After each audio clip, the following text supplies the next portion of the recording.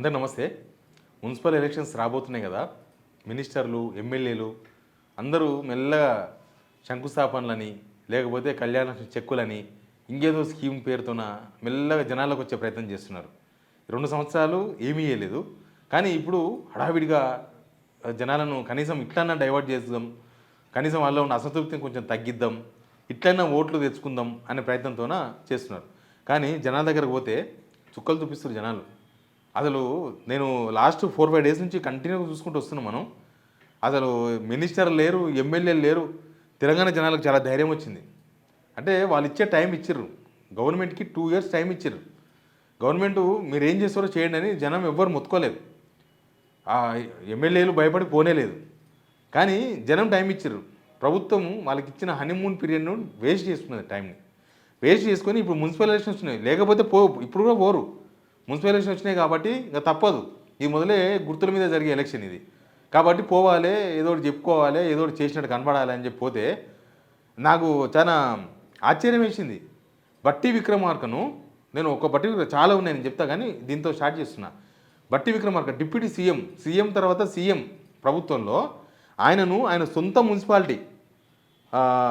మున్సిపాలిటీని నిధీసిర్రు. ఒక్కని కాదు, వివేక్నైతే ఏడబోతే అడుకుంటున్నారు. పొన్నం ప్రభాకర్ ఎమ్మెల్యేలు ఇంత పరిశాన్ల పతాంగి ఎగిరేస్తున్నారు. సరే, అన్ని విషయాలు మాట్లాడదాం. అంతకన్నా ముందు ఈ వీడియో షేర్ చేయండి. మన మున్సిపల్ ఓటర్లకు ఏరాలి ఈ వీడియో. సబ్స్క్రైబ్ చేయని వాళ్ళు మాత్రం పక్కా సబ్స్క్రైబ్ చేయండి. మీ సబ్స్క్రైబే మాకు ఊపిరి కాబట్టి సబ్స్క్రైబ్ చేయండి. మనం ఉన్నట్టుగా మాట్లాడదాం. ఫస్ట్ ఒక విజువల్ చూపిస్తా, దాని తర్వాత మిగతా వాళ్ళు చూపిద్దాం. ఫస్ట్ బట్టి విక్రమార్క చూడండి.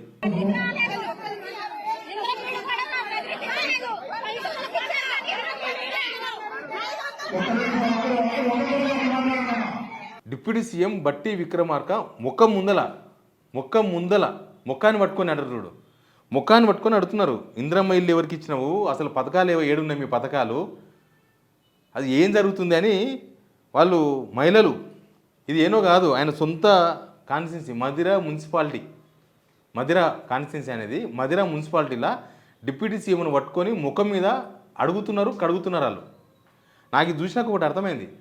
ముఖ్యమంత్రి ఈ డీ-షేప్ సెక్యూరిటీలు లేకపోతే అసలు జనాలకు ఈయనకు చాలా దూరం పెట్టుకొని మీటింగ్ పెట్టకుండా డైరెక్ట్ కనుక పోతే ఈయనైతే కడిగిరు, కానీ అదైతే వేరే ఉంటుంది. ముఖ్యమంత్రి కనుక పోతే ఇంకా దారుణంగా ఉంటుంది అనిపించింది నాకు. ఎందుకంటే ఎవరైనా సరే, తెలంగాణ ప్రజలైనా ఎక్కడి ప్రజలైనా ఒక మంత్రిని నిలదీయాలన్నా లేకపోతే ఒక ఎమ్మెల్యేని నిలదీయాలన్నా కూడా భయం, మాకెందుకు అనే దానిలో ఉంటారు. కానీ ఇప్పుడు అవేం లేవు. అయిపోయింది ఇలా కథ. 2 years అయిపోయింది. ఇంకా మాట్లాడడానికి ఏం లేదు. మాటలు అయిపోయినాయి, మాటలు లేవు, మాట్లాడుకోవడం లేవు. పని కావాలి. ఆ పని చెయ్యలేదు అనేది ఆ ఎఫెక్ట్ కనిపిస్తుంది. 2 సంవత్సరాల్లో ఏం చేయలేదన్న ఎఫెక్ట్ ఎప్పటి నుంచో మొత్తుకుంటున్నాం. ఏమైనా పని చేయండి, గెలిచినారు కదా, ఎక్కడో దగ్గర శంకుస్థాపన చేయండి. శంకుస్థాపనలకే పోలేదు. ఎందుకంటే శంకుస్థాపన చేసిన తర్వాత పని కావాలి మళ్ళీ. ఇప్పుడు మున్సిపల్ ఎలక్షన్స్ కూడా శంకుస్థాపనలు చేసిండు. బట్టి విక్రమార్క పరిస్థితి ఇట్లుంటే ఇంకా చాలామంది పరిస్థితి ఇంకా చాలా దారుణంగా ఉన్నది. ఎమ్మెల్యేలను అయితే ఫుట్బాల్ ఆడుకుంటున్నారు జనం. ఎమ్మెల్యేలు కనిపిస్తే చాలు చలో చూసుకుందామంటున్నారు. ఆరోగ్య శాఖ మంత్రి దామోదర్ రాజనరసింహ, ఆయన ఉమ్మడి రాష్ట్రంలో డిప్యూటీ సీఎంగా పనిచేసిండు కిరణ్ కుమార్ రెడ్డి గవర్నమెంట్లో. లాస్ట్ వరకు ఉన్నాడు. ఆయన చీరలు వంచబోయారు. ఇలా దొంగాటం గుర్తుపట్టారు జనం. సేమ్ జూబ్లీహిల్స్లో ఉప ఎన్నిక వస్తే జూబ్లీహిల్స్లో చీరలు పంచారు. అవి బతుకమ్మ చీరలు పోయి లాస్ట్కు వీళ్ళు బతకనికే పంచుకునే కాడికి వచ్చింది. రాజకీయంగా బతకాలంటే మేము చీరలు వంచాలి అంటే ఎలక్షన్స్ వచ్చినప్పుడు చీరలు వంచాలి అనే కాడికి వచ్చింది. బతుకమ్మ చీరలు పోయింది, దాని పేరు మార్చాలి. బతుకమ్మ చీరలు కాదు, మేము బతకనికి మంచి చీరలను మార్చుకుంటే బెటర్ పేర్లు. దామోదర్ నరసింహ ఒకసారి వీడియో చూడండి.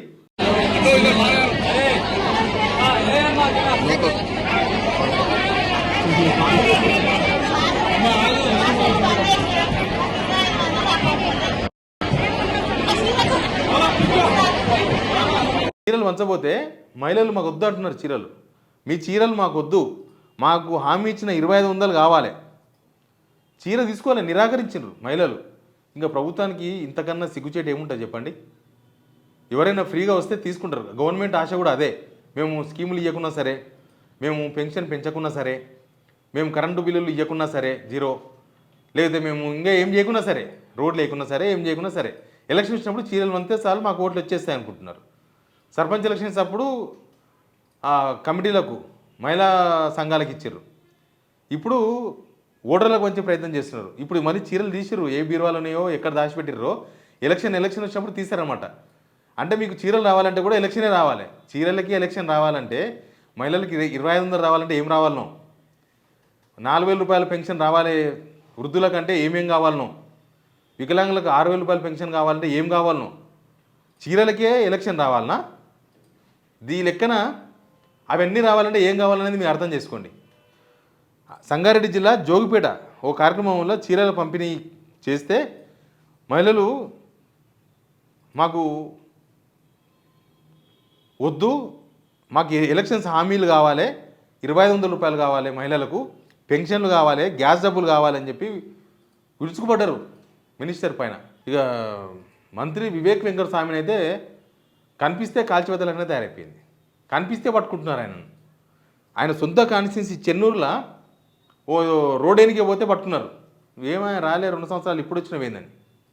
ఆయన ఇన్ఛార్జ్ ఉన్నాడని చెప్పేసి మెదక్ ఇన్ఛార్జ్ ఆయన ఆందోళన కాన్స్టిట్యూన్సీ ఆయన పోయింది ఎక్కడ దుబ్బాక కాన్స్టిట్యూన్సీ అనుకుంటా.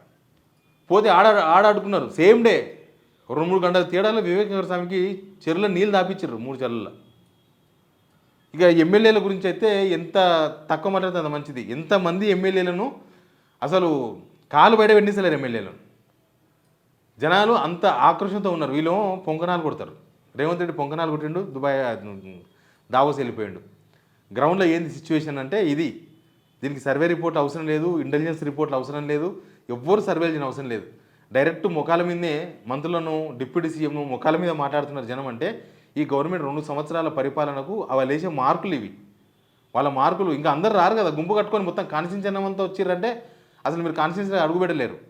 మీరు ఒక మీటింగ్ పోతే ఆ మీటింగ్ సెలెక్టెడ్గా మీరు పిలుచుకునే వాళ్ళే కదా. పలానా హాల్లోనో లేకపోతే పలానా గ్రౌండ్లోనో పలానా మినిస్టర్ వస్తున్నాడు అంటే కడుగుదామనే వస్తున్నారు వాళ్ళు చాలామంది. ఇంకా మీరు పోలీస్ సెక్యూరిటీ అవన్నీ పెట్టుకోకపోతే ఇంకా వేరే ఉంటుంది. వీళ్ళు ఇంకా పోయేటప్పుడే బందోబస్తుగా ఓ పక్క పోలీస్ సెక్యూరిటీ, ఇంకో పక్క కార్యకర్తల సెక్యూరిటీ, ఇంకో పక్క అనుచరులు, రైట్ హ్యాండ్లు, లెఫ్ట్ హ్యాండ్లు అందరం పెట్టుకొని పోతేనే ఇట్లా ఉంది సీన్. మీరు ఇంకెవ్వరు పోకుండా పోతే ఇంకా చాలా దారుణంగా ఉంటుంది. గవర్నమెంట్ పనిచేయాలి. ఊకి ఎలక్షన్స్ కోసమే గవర్నమెంటు, ఎలక్షన్స్ మందమే చీరలు, ఎలక్షన్స్ వచ్చినప్పుడే కనిపిస్తాం, ఎలక్షన్స్ రాకపోతే మేము కనబడం భయపడుతున్నారు. ఇప్పుడు ఎమ్మెల్యేలు మినిస్టర్లు ఇప్పుడు ఓట్లు అడగడానికి భయపడుతున్నారు. ఇవేమో గుర్తుల మీద జరిగే ఎలక్షన్, ఖచ్చితంగా ఇల్లులు తిరిగి సేమ్ అసెంబ్లీ ఎలక్షన్స్ లాగానే ఓట్లు అడగాలి. ఇంకోటి ఏంటంటే 90% అసెంబ్లీ కాన్స్టిట్యున్సీలు కవర్ అవుతాయి ఈ ఎలక్షన్స్లో. మున్సిపల్ ఎలక్షన్స్లో 90%, 116 మున్సిపాలిటీలు, మున్సిపల్ కార్పొరేషన్స్ 90% కవర్ అవుతాయి కాన్స్టిట్యున్సీలు. ఇది ఒక మినీ అసెంబ్లీ ఎలక్షన్. కానీ ఇప్పుడు వీళ్ళ వ్యవహారం ఏందో ఇప్పుడు బయటపడుతుంది. సర్పంచ్ ఎలక్షన్స్లో వీళ్ళకు ఆల్రెడీ జరగాల్సిన శాస్త్రి జరిగింది. ఎటుందంటే కింద పడ్డా సరే, మనం అప్పుడప్పుడు కొన్ని కామెడీ సీన్లు చూస్తుంటాం, కింద పడ్డా సరే మళ్ళీ లేచి కింద పడనట్టు యాక్ట్ చేస్తుంటారు. సర్పంచ్ ఎలక్షన్స్లో చాలా దారుణమైన రిజల్ట్ వచ్చినా లేదు మాకు మంచిగా గెలిచినాం, మాకు మంచిగా ఓట్లు వేసిన జనం, ఓట్లు వేసిన జనాలకు తెలుసు కదా, ఎట్లా వేసినరో, ఎందుకు వేసినరో, ఎవరికి వేసినరో అన్నీ తెలుసు కదా. ఇక మున్సిపల్ ఎలక్షన్స్కు గ్రామీణ ప్రాంతాలు ఉన్నట్టు ఉండదు. అసలు పట్టణాలలో జనమే ఇట్లా నిలదీస్తున్నారంటే వీళ్ళు కనుక రేపు ఎంపీటీసీ జెడ్పీటీసీ ఎలక్షన్స్ ఊర్లోకి పోతే ఊర్లోకి రాణిస్తారా, ఊర్లోకి పోయిన మనిషి బయటికి రాణిస్తారా అనేది డౌటే. అట్లా ఉంది. మీరు ఇప్పుడు కూడా కనీసం మేల్కుంటలేదు గవర్నమెంట్. ఇప్పుడు కూడా ఇంకా డ్రామానే ఆడదాం, ఇప్పుడు కూడా ఓట్ల కోసం చీరలు పంచుదాం, ఓట్ల కోసం ఏదో 4 మాటలు చెప్పేద్దాం, ఓట్ల కోసం 4 శంకుస్థాపనలు చేద్దాం. శంకుస్థాపన చేసినాక పనులు కూడా వేయాల్సి వస్తుంది. ఎన్ని రోజులు అవుతారు? సంవత్సరం అవుతారు, 2 సంవత్సరాలు అవుతారు. రోడ్ అయితే వేయాల్సిందే కదా.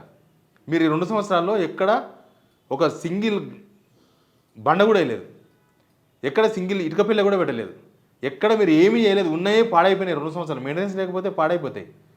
మెయింటెనెన్స్ చేయక పార్కులో లేకపోతే శ్మశాన వాటికలో అట్లాంటివి కూడా పాడైపోయినాయి లాస్ట్కి. అవి కూడా పట్టించుకోలేదు 2 సంవత్సరాల్లో.